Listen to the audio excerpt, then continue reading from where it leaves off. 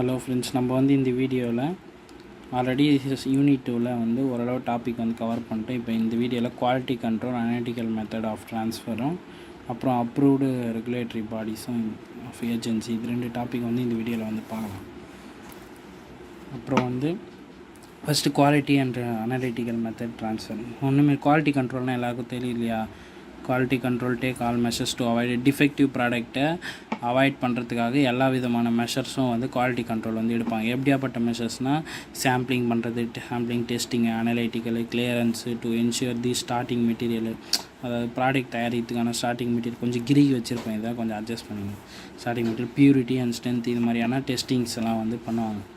இது மாதிரி பண்ணி after quality control identify and determine the defect, இது மாதிரிலாம் பண்ணி அதில் எதனா வந்து டிஃபெக்டிவ் ப்ராடக்ட்ஸ் வந்து இருந்தால் ஐடென்டிஃபையும் அது கண்டுபிடிச்சிருவாங்க, டிட்டர்மைன் பண்ணுறாங்க. ஓகேவா? அது வந்து ஃபஸ்ட்டு பாயிண்ட்டு. செகண்ட் வந்து transfer of analytical method to perform all the analytical. இப்போ அனலிட்டிக்கல் மெத்தடை வந்து நம்ம பர்ஃபார்ம் பண்ணுறவங்க, ஓகேவா, அனலிட்டிக்கல் டெஸ்டிங்கை வச்சு ஆல் அனலிட்டிக்கல் டெஸ்டிங்கும் பண்ணி அந்த கம்ப்ளைண்ட்ஸாக இருக்கிற ப்ராடக்ட், இப்போ யாருன்னா கம்ப்ளைண்ட் பண்ணியிருப்பாங்க இந்த ப்ராடக்ட் வந்து சரியில்லைன்ற ப்ராடக்டை வந்து திரும்ப வந்து செக் பண்ண, அதாவது ட்ரான்ஸ்ஃபர் பண்ணப்பட்ட அனலிட்டிக்கல் மெத்தட்ஸ் எல்லாம் வந்து செக் பண்ணி பார்த்து அதுக்கப்புறம் வந்து அந்த ரிஜிஸ்ட்ரேஷனில் வந்து இந்த மாதிரி எந்த வித ப்ராப்ளம் இருந்தால் ப்ராப்ளம் இருக்குது, ஆமாம் கரெக்டு தான் அப்படின்னு சொல்லிட்டு அந்த மாதிரியான டீட்டெயில்ஸ்லாம் வந்து ரிஜிஸ்ட்ரேஷனில் ஸ்பெசிஃபிகேஷன்ஸ் வந்து மென்ஷன் பண்ணுவாங்க. ஓகேவா? ஒரு நிமிஷம். ஓகே, ஸ்பெசிஃபிகேஷன்லாம் மென்ஷன் பண்ணுவாங்க. தேர்ட் பாயிண்ட் வந்து analytical method used to test pharmaceutical products, இந்த ஸ்டார்டிங் மெட்டீரியலு, பேக்கேஜிங், காம்பவுண்ட்ஸு, அப்புறம் க்ளீனிங் சாம்பிள்ஸு. இந்த அனலிட்டிக்கல் மெத்தட்லாம் வந்து இப்போது யூஸ் பண்ணிட்டாங்க. ஓகேவா? இந்த test pharmaceutical product, starting material இதெல்லாம் வந்து செக் பண்ணி முடிச்சிட்டதுக்கு அப்புறமா அதை வந்து should be implemented at the laboratory testing before process.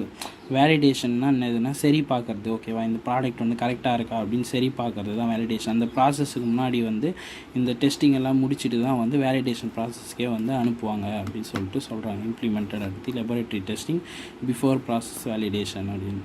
இதுதான் வந்து இது மோஸ்ட்டாக 5 மார்க்கில் கேட்க சான்ஸே இல்லை. அதனால் 2 மார்க்குக்கு ஏற்ற மாதிரி கொடுத்துருக்கேன். இதுவே ஃபுல்லாலாம் எழுது எவ்வளோ குவாலிட்டி கண்ட்ரோல்னு கேட்டால் இது வரையும் எழுதுங்க. அப்படி அனலிட்டிக்கல் மெத்தட்ஸ்ன்னு தனியாக கேட்டால் இது வரையும் எழுதுங்க. ஓகேவா? இது மட்டும் தனியாக 5 மார்க் கேட்க சான்ஸ் கம்மி தான், கூட எதனா சேர்த்து தான் கேட்பாங்க. ஓகேவா? அதுதான் ஃப்ரெண்ட்ஸ் இந்த வீடியோ. சரி, நம்மள இது இருக்குல்ல, approved regulatory bodies and agency மொத்தம் வந்து பார்த்தோம்னா 5 இருக்குது. இது வந்து இதுவரை எந்த எக்ஸாம்லேயுமே கேட்டதில்லை, அதனால் இதில் கேட்க சான்ஸ் இருக்குது. ஆனால் நான் வந்து இன்னும் இது வந்து ஷார்ட்டாக தான் எடுத்து வச்சுருக்கேன். இந்த மாதிரி ஒன்லி என்னென்ன ஏஜென்சி இருக்குது அப்படின்றது தான். இதை பற்றி டீட்டெயில் வந்து நான் நோட்ஸ் வந்து அப்லோட் பண்ணுறேன், அது ஈஸியாக தான் இருக்கும், அதிலே படிச்சுங்க. ஓகேவா? இந்த வீடியோவில் வந்து என்னால் அது கவர் பண்ண முடியாது. CDSCOனா சென்ட்ரல் ட்ரக் ஸ்டாண்டர்ட். ஓகேவா? இது உங்களுக்கு எல்லாருக்கும் தெரியும். இந்த மாதிரி அந்த 5 வந்து தான் இந்த ரெகுலேட்டரி பாடிஸோட ஏஜென்சி சொல்லிட்டு சொல்கிறாங்க.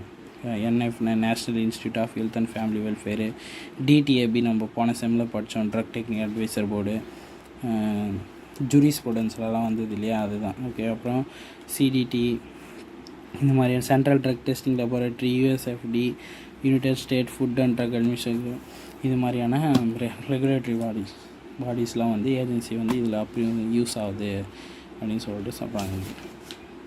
இது வந்து எக்ஸ்பிளைன் பண்ணுறதுக்கு, ஏன்னா இது நான் இன்னும் ப்ரிப்பேர் பண்ணல இது, அதனால தான் இது எக்ஸ்பிளைன் பண்ணல. நான் நோட்ஸ் வந்துட்டு அப்லோட் பண்ணுறேன், நீங்கள் வேணும்னா பார்த்துங்க அதில்.